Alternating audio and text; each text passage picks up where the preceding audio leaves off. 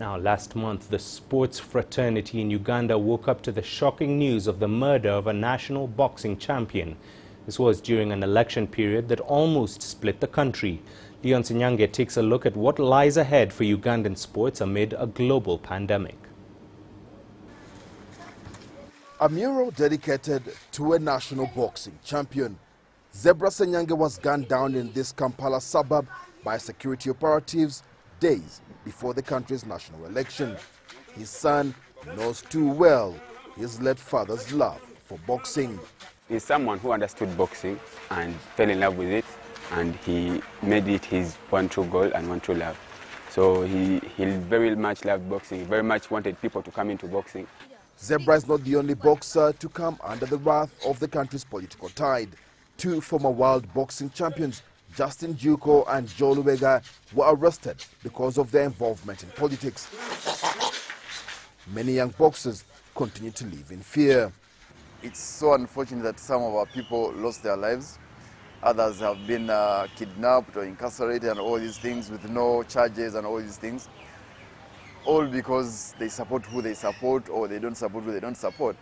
So us as a federation, this has affected us big time because it has caused trauma to the federation, to the people involved in the sport. That's been the sad tale of boxing over the past months. Local boxing may have been the hardest hit during Uganda's election period, but other sports are also grappling with uncertainty, and it may take a long time before they resume competitions. The COVID-19 pandemic put a stop to sports activities in the country. A volatile elective period too offered no assurance for sports to continue. Besides the election, COVID still remains here and the restrictions are still there around sport, so you won't see a lot of action happening.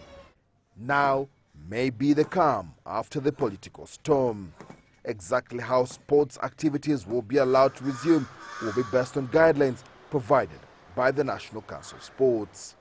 For any sports to resume, the basic must be met, and this is the government demand for, like, talk about the PPEs, sanitizing of the venues and equipment to be used, and also now designation of points where some of these events will take place. It will become mandatory. Football and rugby have started taking to the field.